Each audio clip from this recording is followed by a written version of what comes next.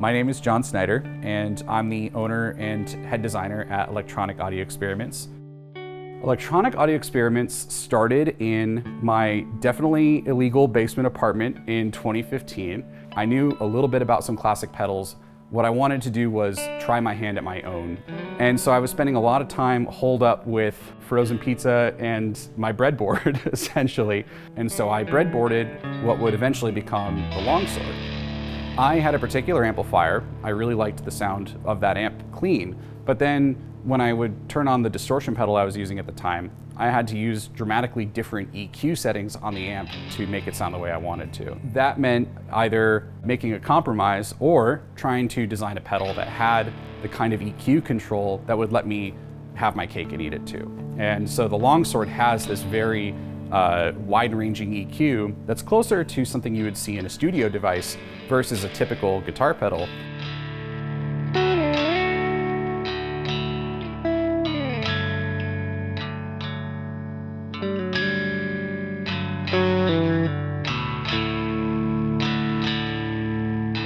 I ended up building a prototype and we used it on a record that my band at the time was doing. We were surprised by how well the whole thing, worked out. It sounded pretty good. And from there, I was like, okay, I'm gonna build 15 of these and just see what happens and see if maybe local friends or internet friends wanted to buy them. And before I knew it, those 15 had sold out. And I was like, well, now what? I guess I gotta build 15 more. And it just kept going from there. I have been a lifelong nerd. It's a terminal affliction. When I was very, very young, I was playing with Legos. I was taking apart the VCR. I like to see how things worked and how they connected. I loved cross-section diagrams and anatomical drawings and anything that sort of poked at the inner workings of a thing. And so I guess I had this idea that instruments were things to be modified pretty much from the get-go. By my senior year of high school, I built my first pedal out of parts that I sort of salvaged from the trash can at the job I was working at the time. I was interning at an electronics company in Connecticut, and they had this just sort of engineering junk drawer, and I was able to use those parts to build just a little transistor boost pedal, and then the rest was kind of history from there. My bachelor's was in physics, and that was when the rubber met the road in terms of math being really hard. and obviously as an engineer, we all have to do math to an extent. And I love math, but I also could see where my limitations were hindering me. With guitar, when you're designing something, whether it's an effect or an amplifier or distortion or something that can be part of an instrument, your reaction to that thing is very immediate. It's less of a set up an experiment, collect data, analyze the data later. And instead it's a very quick feedback loop where the second you play, anything you play, you immediately hear what those results are. And that's a very addicting feedback loop for me. I think it's something that it just sucked me in pretty much from the beginning. I'm Jasper, and I work here as an assembly tech.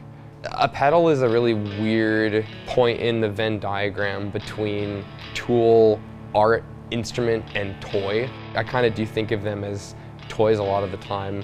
It's got to be fun and exciting to look at. I want to have that endorphin hit that I would from seeing a new Bionicle as a kid.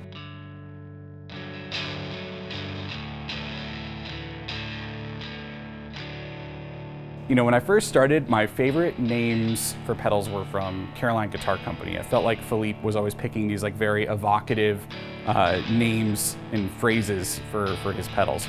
Pedals like somersault and parabola and wave cannon. It just makes you think in a particular way, but it's not immediately obvious what it does. But then I sort of settled into kind of a fantasy-inspired, D&D-inspired theme. And there's just something that's really amusing to me about sort of tying in magic-inspired phrases and images with electronic devices. I've always enjoyed that kind of whimsy.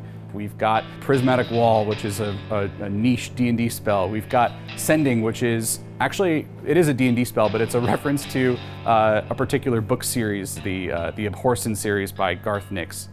Really great fantasy.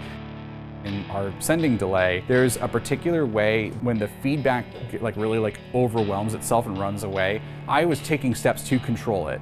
We implemented all the circuitry, and yet still it kind of busts out of its confines and just sounds really, really intense. And so we ended up just leaving it in there, and I think that's a big part of why the pedal sounds the way it does. So I love the happy accidents. I try to curtail them, but ultimately, analog electronics have a mind of their own.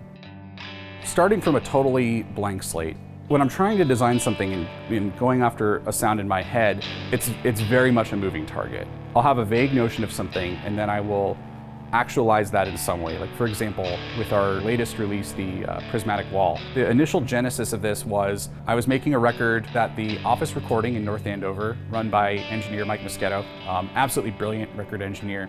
He pulled out a lot of great studio tricks for us, and one of them was using a piano as a reverb tank. He put a cinder block on the sustain pedal of this grand piano and opened the lid and placed a microphone inside. And any loud sounds that were in the room would excite the strings into resonance. And I had never quite heard anything like that before. Obviously, I loved reverb, but hearing reverb coming from sympathetic resonance, I never forgot what that sounded like.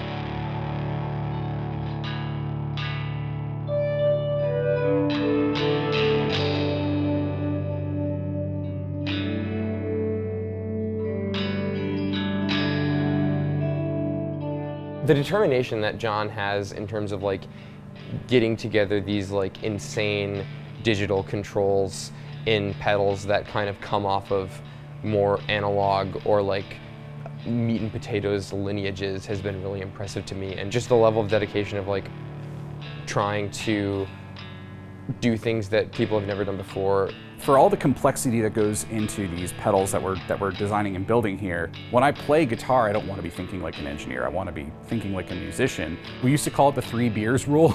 If a pedal was inscrutable after 3 beers, and you need to simplify the user interface. And fortunately, we don't live and die by that logic anymore. But it is funny to think about, even in the heightened adrenaline state of a live performance. If there's some weird knob that's not doing what you expect it to do, then that is a hindrance to a successful performance.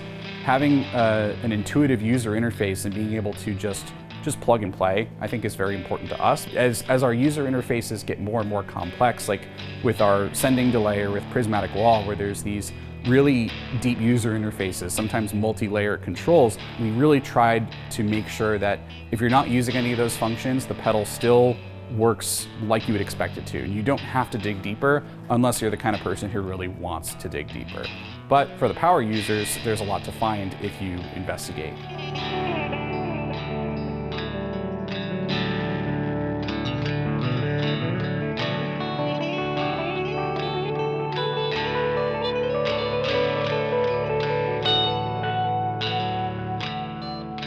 So we've grown pretty reliant on the D'Addario cables, and it's because a lot of commercial cables aren't that reliable. The cables that we've got now with the custom plug design and everything, it's just one of those little quality of life things that you didn't know was better until you try it. And you're like, wow, it really just is better. Gosh, the pedal community is so interesting to me because it attracts such a wide variety of people. But there's something underlying to the culture that is, I think, really unique to this industry, which is this really deep commitment to a collaborative spirit. This sense that we all benefit quite a lot by being very open with information and helping each other out. And we all like to review each other's designs. And because of that, there's this understanding that, not to step on anybody's toes. Gosh, I've done quite a few collaborations over the years at this point. My primary collaborator at this stage is Hawker from Asheville Music Tools. I think to call him a collaborator would really be underselling it. He's mentored me for a long time. He is a brilliant engineer, and I like to test his prototypes. It's a great relationship. I've done some work for Klon. Bill's a good friend of mine. He's local to the greater Boston area, and we've worked on a number of projects over the years. And he's another person who I'm very honored to be able to work with. So I've been friends with the Obstructures guys for quite a long time. They had been wanting to do a pedal, and they were working with another engineer, and then it didn't quite pan out. And so I was like, yeah, screw it. This is a fun pandemic project. And we ended up hashing out what would later become the OX EAE Boost, which is just a brutalistic hunk of aluminum with a very bright, aggressive cutting booster built into it.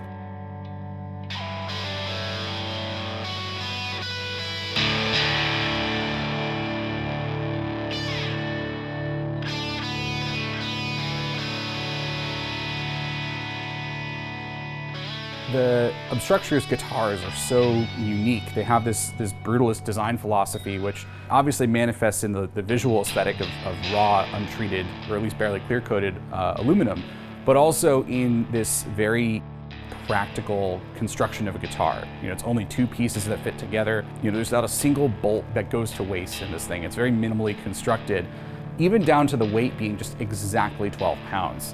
It's a very carefully, lovingly crafted instrument that looks like it came from another planet. We've drawn from such a wide variety of musical influences when making this stuff. My own musical tastes have evolved a lot. Something I've really wanted to be mindful of is not pigeonholing ourselves into a particular genre of music.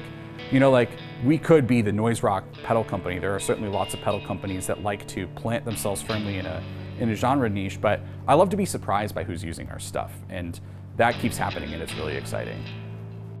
If I'm trying to think like a scientist when designing a product, it means that you want to have as many controls as possible. And one of those controls is the sound of the guitar that you're using. And the change in sound as strings age, that does have an effect on what you think you're hearing. And so if you're designing a pedal, especially drive pedals where the high frequency harmonics are so essential to tailor just right, if you put a new set of strings on a guitar and you play it for a week, and after that week it's already dull, then you have two options. One is to either make sure that all your strings are dead all the time and design around that, or change your strings constantly, which nobody wants to do, or you get strings that actually last a long time. And I got into the NYXLs, which took pretty much everything I liked. They last longer, they work better, they stay in tune for longer. Just a lot of things that make my life easier. And I appreciate being able to just get stuff that I can rely on. It makes everything better.